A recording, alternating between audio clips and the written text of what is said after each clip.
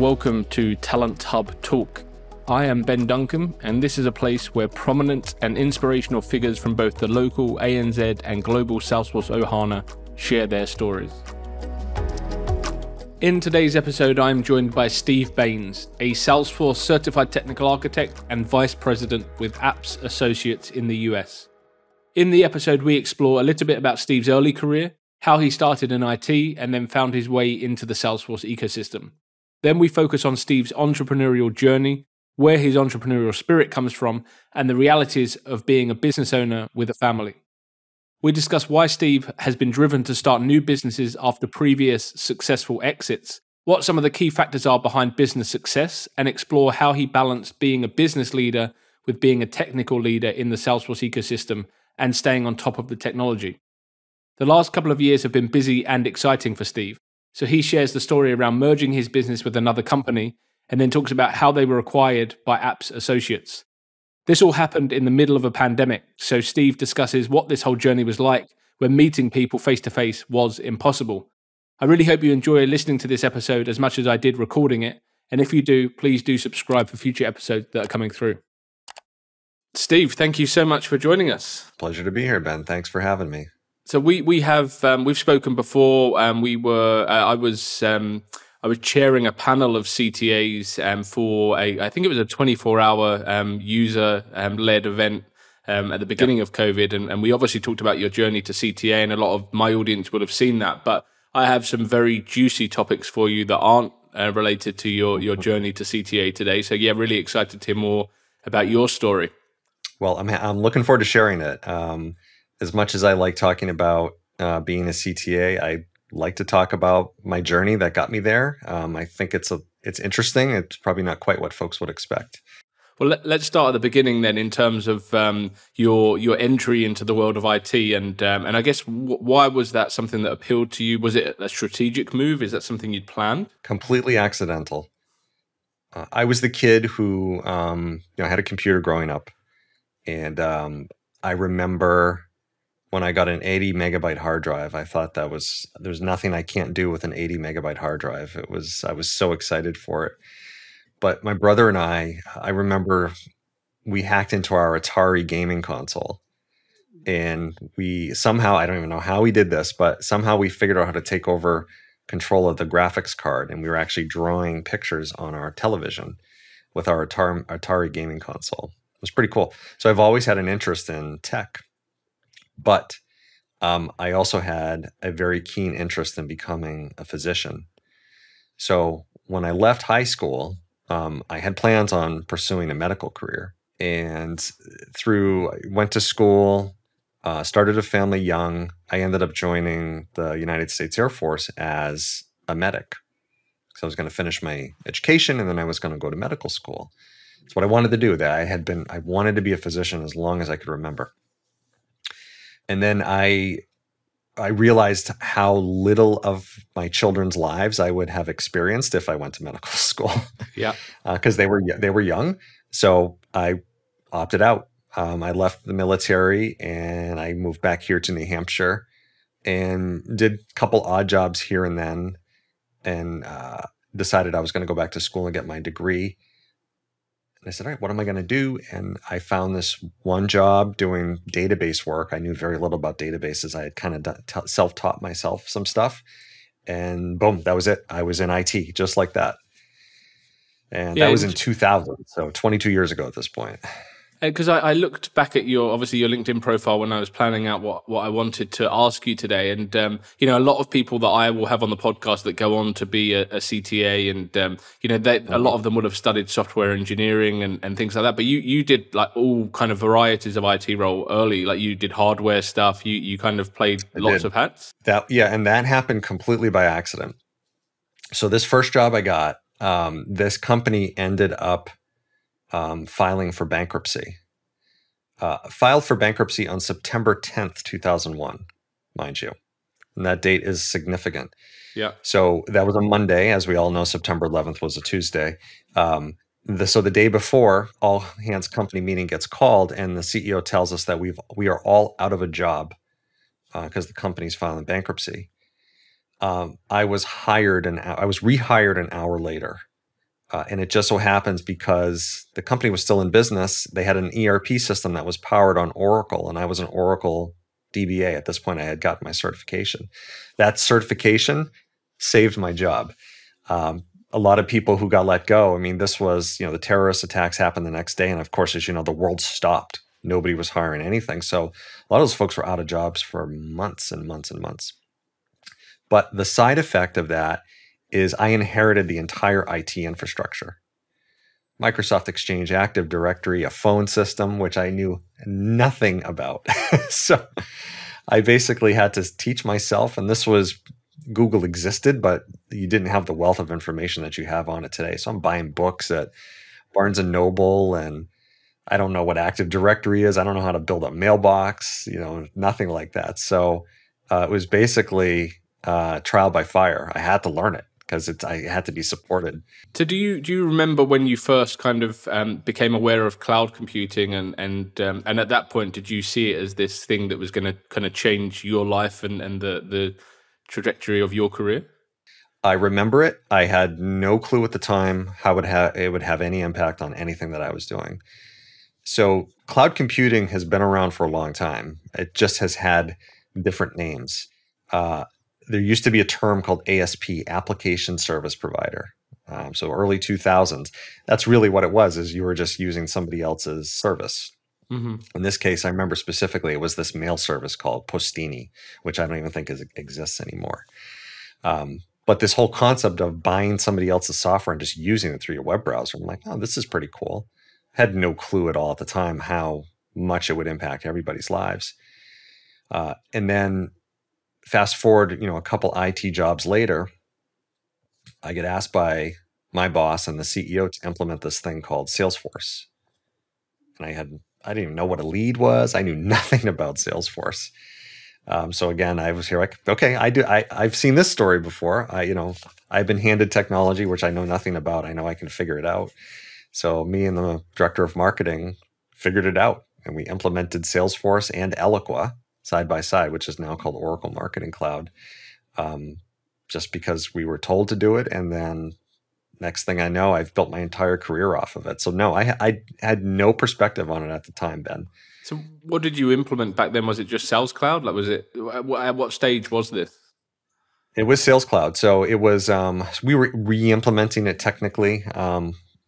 As I'm sure many of your listeners know, Salesforce likes to sell into sales organizations. So it was implemented by sales. It was a bit of a mess. So we had to kind of fix that up. And yeah, we were implementing Salesforce automation and lead automation with Eloqua. And then I think shortly thereafter, we implemented Service Cloud. Yeah, wow. So, and when you got your hands dirty with Salesforce, was it like a light bulb moment where you kind of thought, this is now where I want to kind of focus?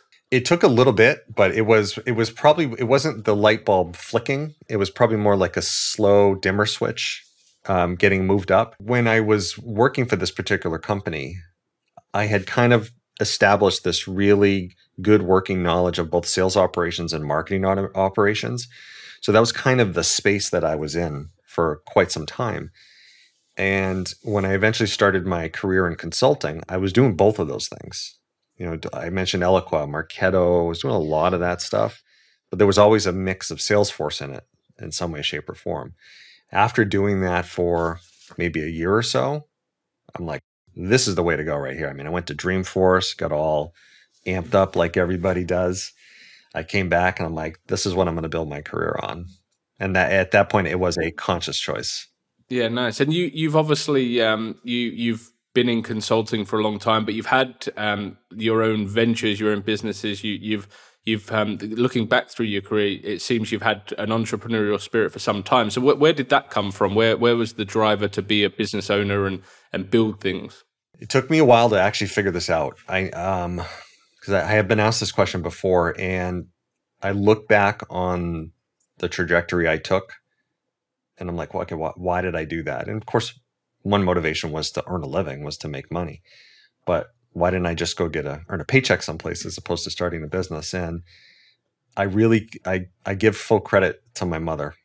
My mother started her own business with my uncle, her brother. And looking back after kind of starting businesses and understanding what's involved, the effort, the risk, the stress, I look back on that time with her. And actually, it was their sister as well. My aunt started at the time.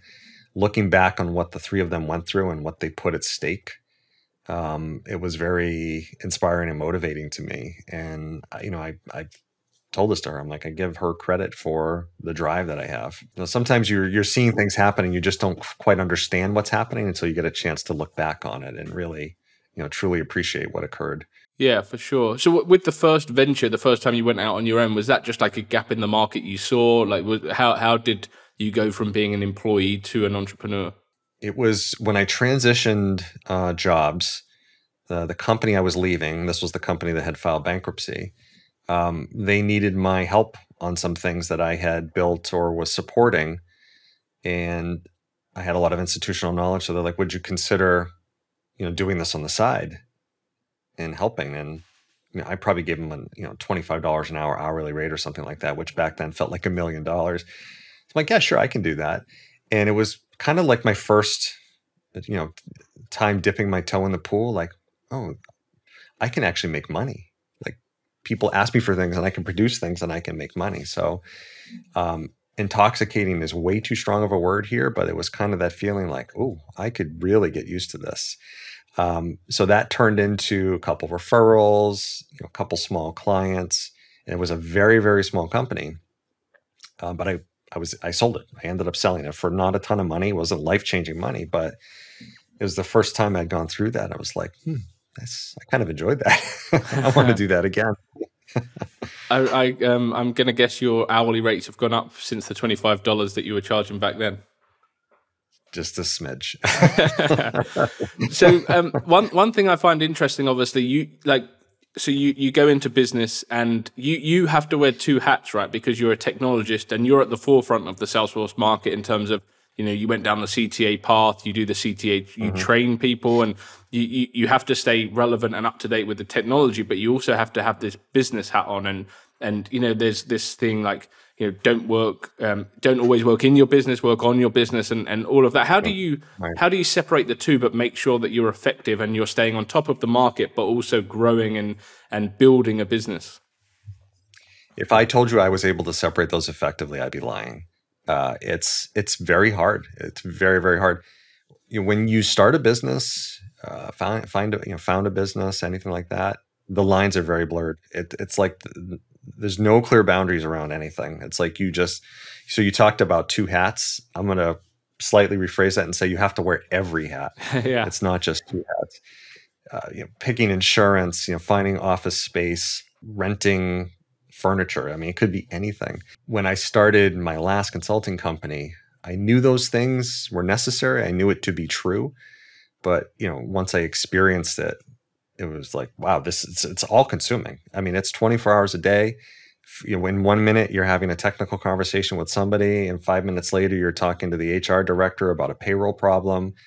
And by the way, somebody just told you that the toilet's clogged in the employee bathroom, so it's got to be cleaned. So it's hard. It's very hard to delineate the two. I use the phrase context switching all the time. When you're in this business, you have to be able to context switch. Because you could have 12 different meetings in the same day with 12 different clients, and the ability to just move from thing to thing to thing. And by the way, keep track of all the action items that you got from all those meetings. Yeah, for sure. It's not something you really can learn in school. You just have to experience it and learn how to do it. And you mentioned you left the medic world and the medical field because you wanted to spend more time with family, and then obviously running a business and having all of these things. Like, did you have a good work-life balance through the journey of consulting? I think my kids and my wife would all say no, I did not, and I think I would admit that as well. I just use the phrase "it's all consuming." When you start a business, it's your life. It really is. It's very difficult to shut it off. This day and age, working from home, it's remarkably easy to spend 15 hours in front of your computer in one day. It really is. And, you start at 5:30 in the morning, you look up, it's 8 o'clock at night, and, your wife and kids have fell asleep on the couch because they're waiting for you to stop working. Unfortunately, it's far too easy to do that. So if I were ever to, write a book or do a podcast like you do, that one of the things I would say is create that work-life balance as early and often as you can. Because if you lose it, it can have a significant impact on just your overall outlook and how you feel about things. Yeah. And it's absolutely something I could have done a better job at. It's, some people say, well, you're just a hard worker, you're a workaholic. I'm like, yeah, but I don't always view that as a badge of honor by any means. Yeah, 100%. I think a lot of people often do see that as a badge of honor, right? But it's not there's no pride in just working the whole time and dropping the ball with other things. And I think, ultimately as a business owner, you do have to make a choice. Like I've found that I've got a 6-month-old daughter now, and I've really made the decision that I don't want to scale a business. I want to have a good work-life balance, but I don't think you can have both. Like, I think you have to make you can have both, but you have to like consciously like basket each one and make sure that you're investing enough time. Like, I think if I really wanted to scale Talent Hub now, my family life would suffer. And it likely would. You'd have to make some difficult decisions about where you wanted to focus your energies.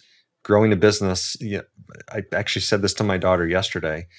When you say yes to something, you're saying no to a lot of other things. And sometimes those things you're saying no to are extremely important. They're vital. You're saying no to your partner, to your kids, or your parents, or the PTA at the local school. I mean, so everything comes at a cost.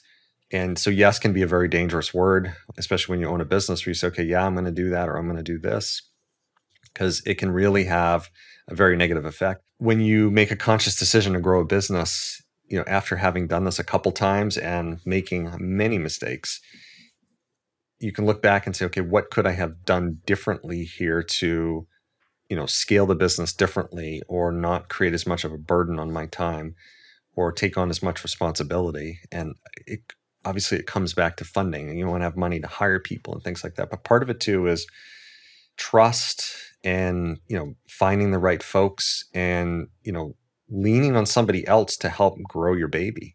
And that's not easy to do sometimes.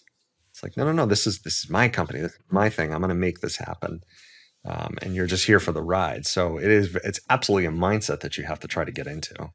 Yeah, and that goes back to the point that you did have to wear both hats, but some businesses you'll be the business owner, but then you'll hire the best technical person that you can find to be the technical, but you were never going to be able to find someone that was more technically strong. Well, I mean, there would be people in certain areas, but the fact that you were a CTA as well as the business owner, you kind of do end up having to be involved in all of those discussions, right? Because people would look to you to be the leader technically and also the leader of the business. So where do you ever get any rest?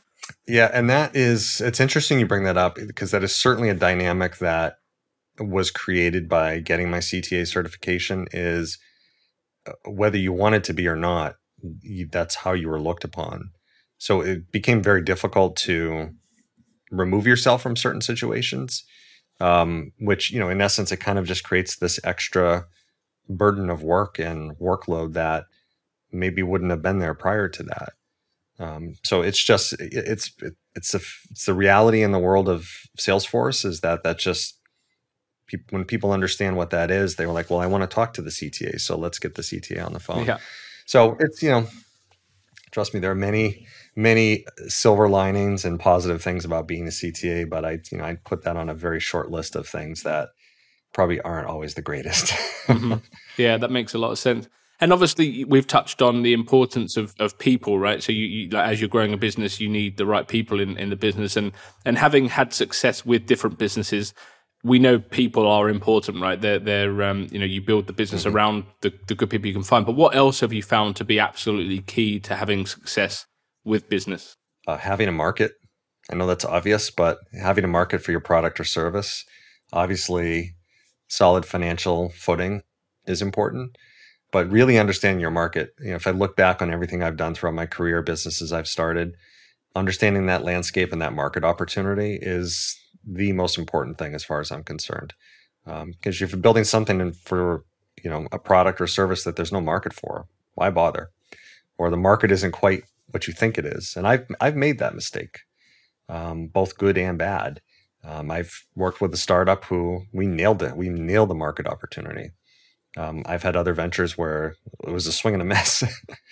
Funding is funding. There's plenty of cash out there to get. I mean, you can Yeah. get investment dollars. But if you hit the nail with the market, then ideally your customers are funding your business rather than investors. Mm-hmm.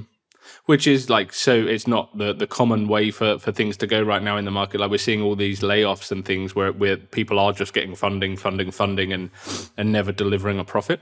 Yeah, it's always boggled my mind as to how these companies continue to land these massive funding rounds and they have never made a dollar in profit.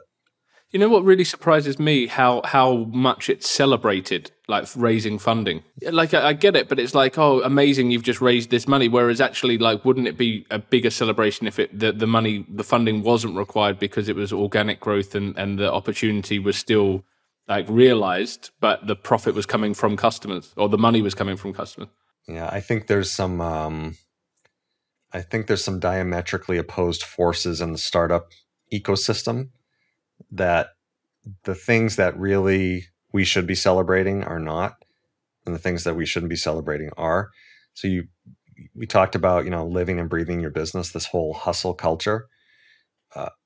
I can tell you from firsthand experience and people I know that starting a startup and running a startup it's not for the faint of heart. And there are many people who struggle with just the day to day and, are we going to survive? How do I navigate through this situation? And it can be daunting. These are not things you learn in business school. These are not things that people who haven't started businesses or have had their own money on the line can really relate to.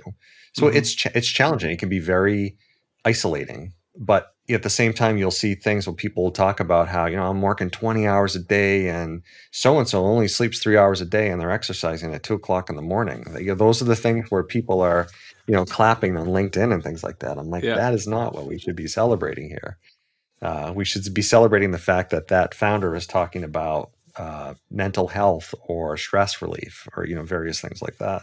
Yeah, it's so true. Those posts are famous now, right? Like I wake up at 3 a.m., I do this, I do that, and this is why I'm successful. And it's just like, but I think that now the market is so out of touch with that. Like people don't like, and it's amazing now that a lot of people are talking about mental health and work-life balance, and there is people are laughing at those people now on LinkedIn for posting it, and you get the mock ones where they're taking the mickey out of them for I don't do any of this, but I still have a great life.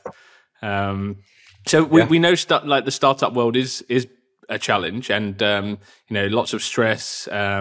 I imagine you've had a lot of sleepless nights over the years with the ventures you've been in, but you've exited a few businesses, and a lot of people dream of that. And you mentioned the first one wasn't going to set you free and early retirement, but why do you like keep doing it? Why do you? What was it about the first exit that made you want to go into another startup and then from there into another one? Like what excites you about that world? I kind of look at people who have started companies and had successful exits, maybe one time, as having a little bit of luck, whereas they do it again, and if they do it again, that proves success, in my opinion.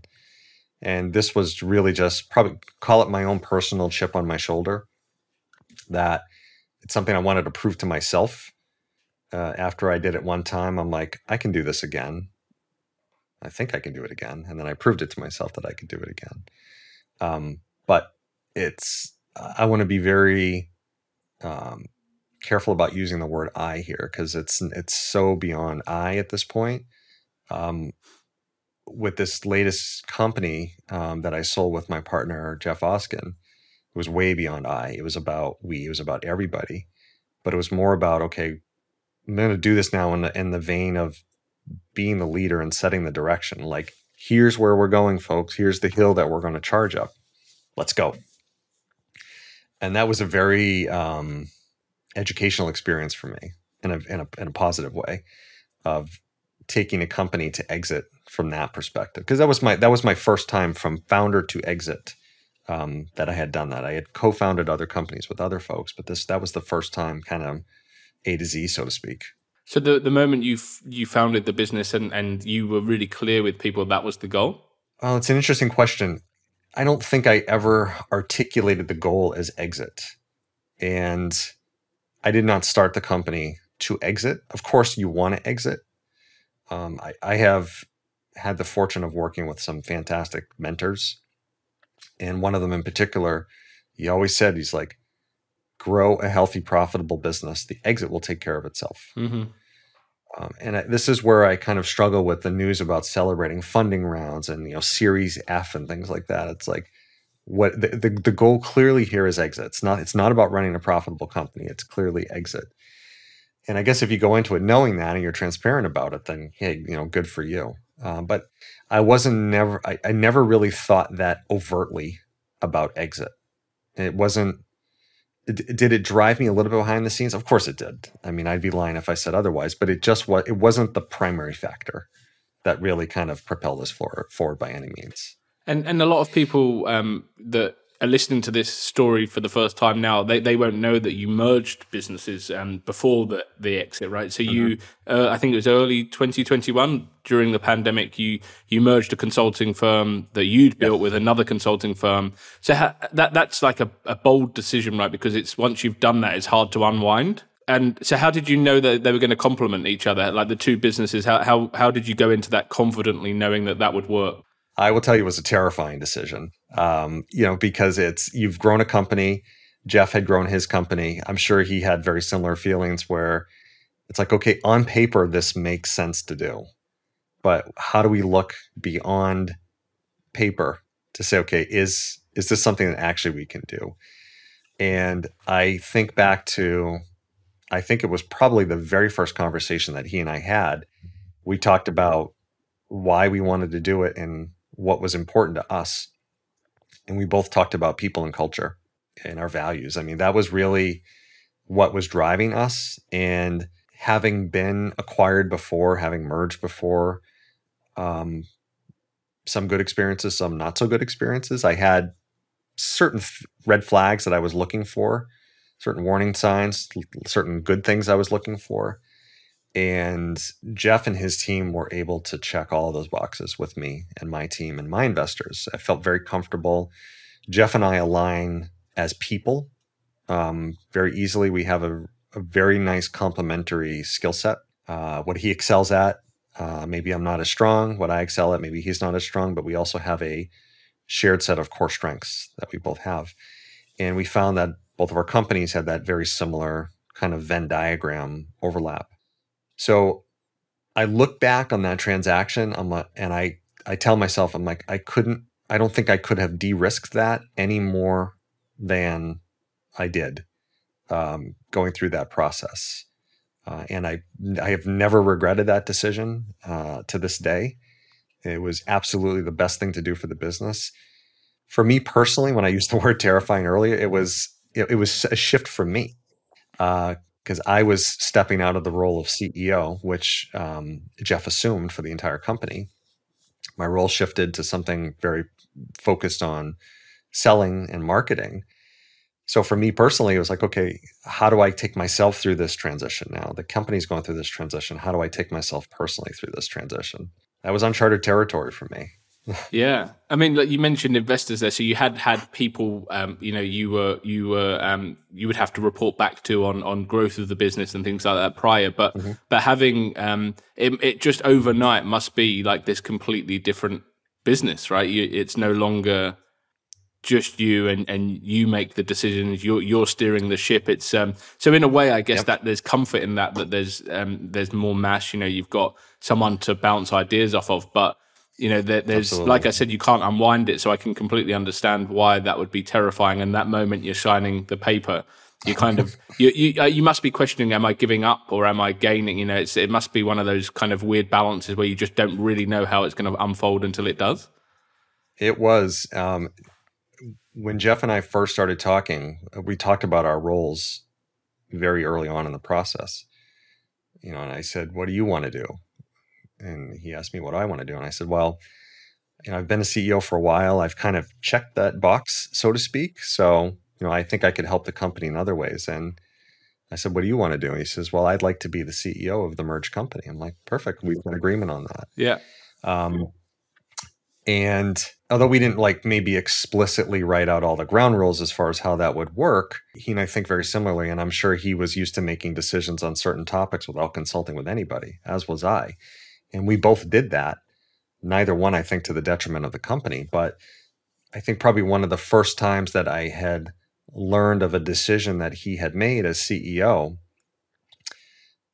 my initial reaction was, well, why was I not consulted on that? But I very quickly followed that with, he's the CEO of the company. You know, that's a decision that he's empowered to make as the CEO of the company. That's a decision that I gave him permission to make when we merged these companies together.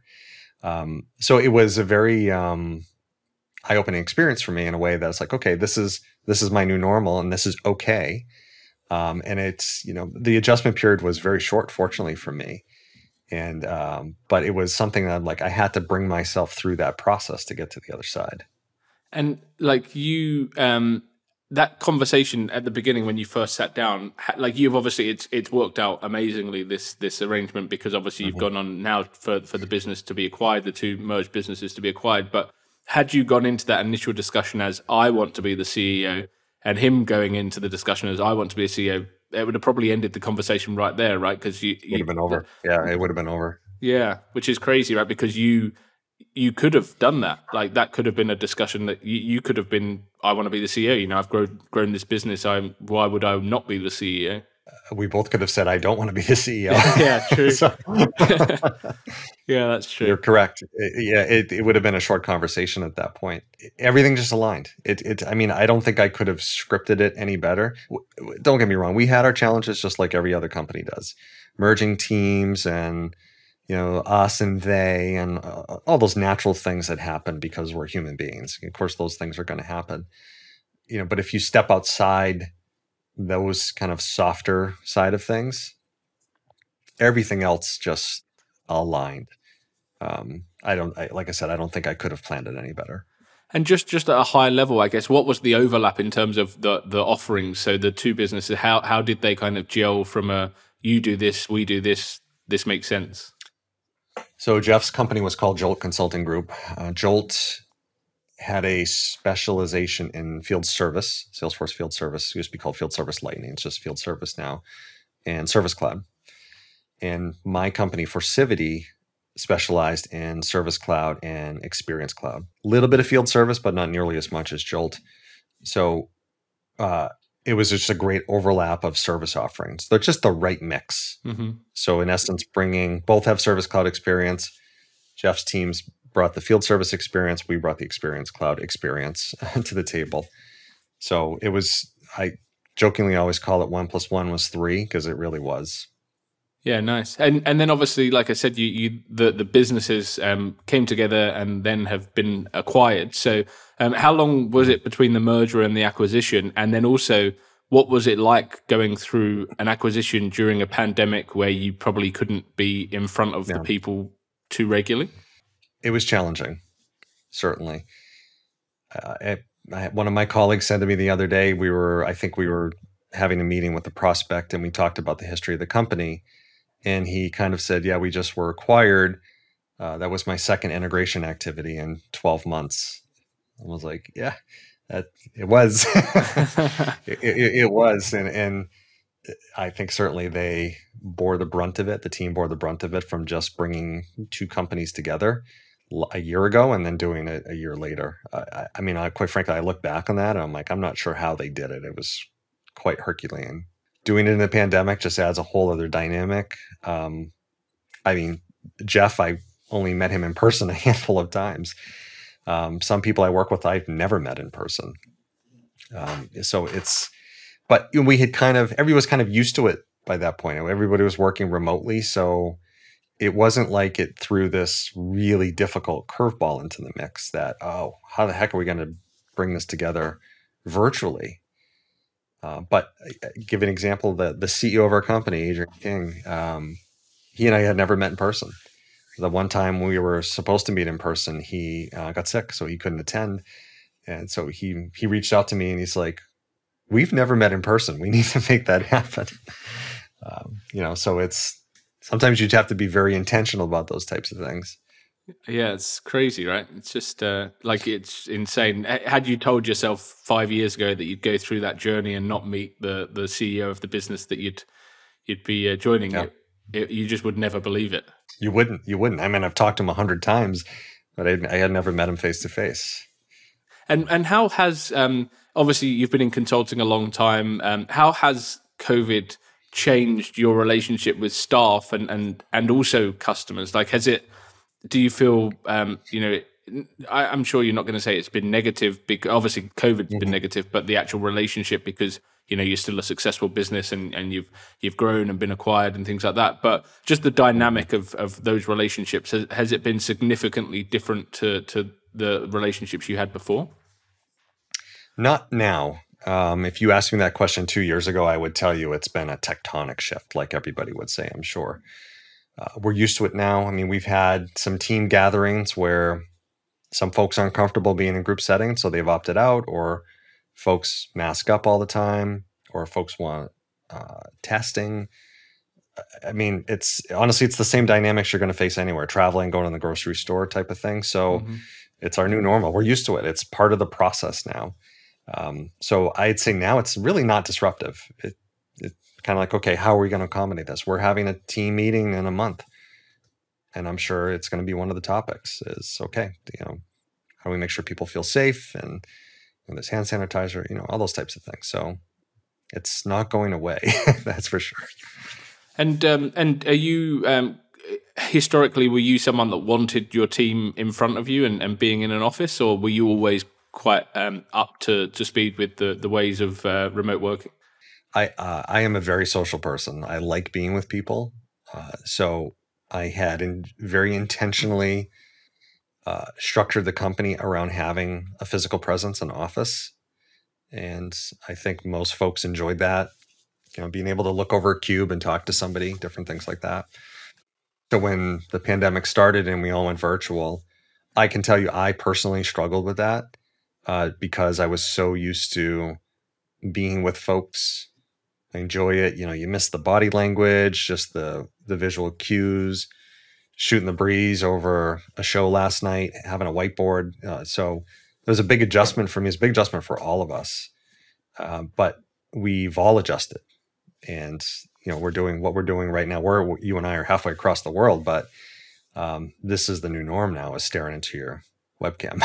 So what are your thoughts then? You are a social person. You enjoyed that side of things, and it could be easy for you now to try to revert back to that and be like, right, we're going to get everyone back in the office. And we're seeing that with some companies that are like, right, you need to be in the office 4 days a week, or Yep. like, what's your take on that? Because you could have done that, and you could do it because of that's your preference. But do you think that's kind of a bit outdated now from directors and founders and owners of businesses that want people visible?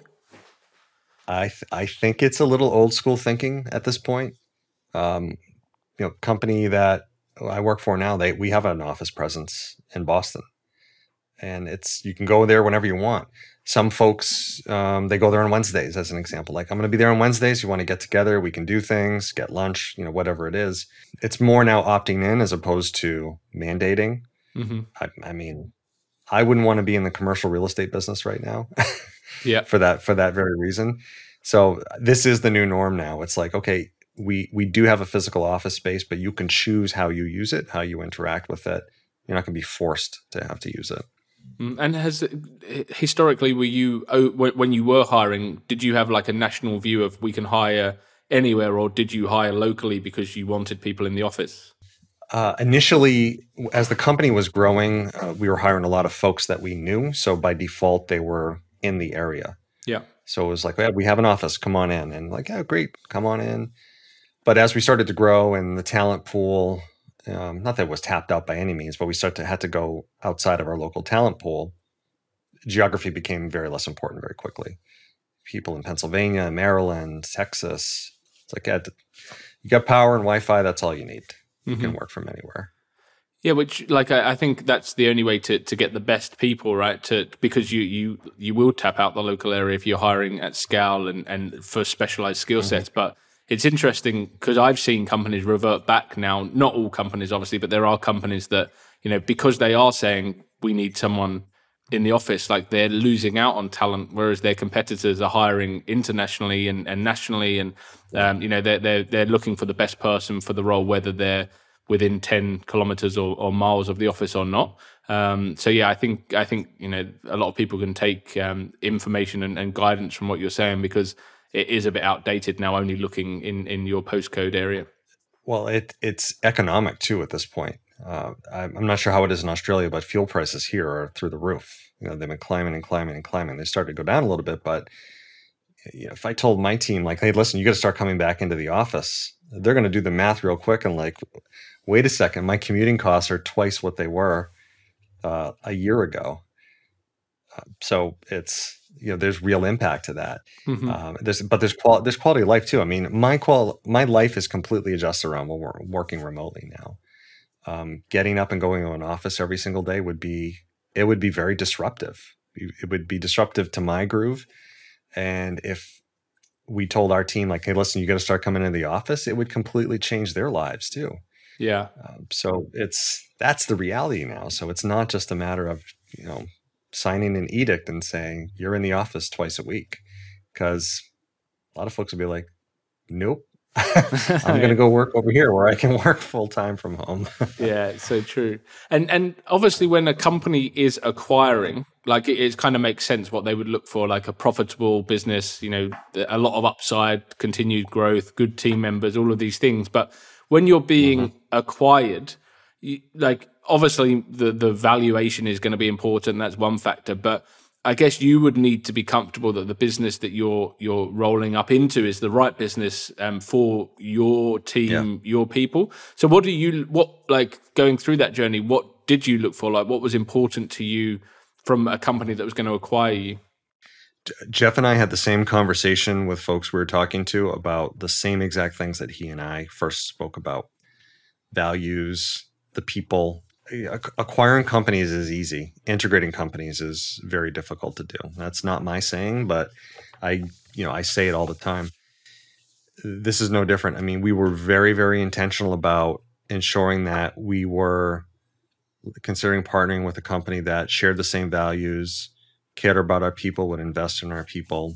Don't get me wrong. I mean, we didn't do anything perfectly by any means, but I know that the intentions were there, and they continue to be there around ensuring that this was the best possible experience for the team. And of course, you could look at any situation and be like, well, we could have done that differently, or maybe made that a different choice there. But our hope all along was that we aligned with another company that felt the same way about our team, shared the same values, same culture, and really believed that work was really not the purpose of people's lives. It was an interruption to their lives. So you want to make it the best experience possible. And was that really apparent with Apps Associates immediately that it was the right match? It was immediate. Immediate. If he ever listens to this, Adrian King was a huge factor, the CEO, in Jeff and I's decision. Very, very down to earth, reproachable guy, CEO of a very, very large company, very accessible, and he just cares. He cares, and it comes across as very genuine. So that was a really, really big factor in the decision, was how we felt about bringing our team over to that team. And my final question, which I a bit of a curveball, but if you were going back now and starting a Salesforce consulting business for the very first time, Mm-hmm. is there anything that you would definitely do, and anything you definitely wouldn't do with all the knowledge you have now? I would specialize immediately. Being all things to all people is a really difficult thing to do in the marketplace. If you look at all the different skill sets and expertise that you can have in Salesforce, if you went out to market and said, I can do Sales Cloud and Service Cloud and Field Service and Experience Cloud and CPQ and this and this and this and this and this, you kind of mix in with the masses. You're not really known as this is the go-to implementation partner for this or for that. And although it generates revenue, it becomes very difficult to set yourself apart from anybody else. It's difficult to go to market. It's difficult to message. It's difficult to talk about. So if I did anything differently, it would be pick a focus, stick with that focus, and just master that focus. Awesome. Well, thank you so much. It's been an absolute pleasure, and I've really enjoyed hearing more about the business side of yourself and your background, and not just the technology, but really getting to grips with how and why you've gone on the journey you have, and it's an inspiration to many, I'm sure. And if anyone does want to reach out and pick your brains or ask any questions, where do you hang out online? Mostly on LinkedIn. So just search me on LinkedIn, Steve Baines, Baines. I'm on Twitter as Steve Baines, but I had to spell Baines, Bainz, because I couldn't get my real spelling because somebody else has it. But yeah, folks can feel free to reach out to me on LinkedIn. That is definitely the best place to get a hold of me. I wonder what the other Steve Baines does, the one that got nipped in earlier than you on Twitter. I wonder if they're a technologist. There's one tweet from 12 years ago, and that was it. So I think it's a dead account, but I've reached out to it, unfortunately, with no answer. You're not considered making an offer? If the person would respond, I'd be happy to make an offer. But Brilliant. Well, thanks so much, Steve. Absolute pleasure. Thank you, Ben. Appreciate you having me. Thank you very much for listening. I hope you enjoyed the chat, and if you did, please make sure you have subscribed for future episodes that are coming through.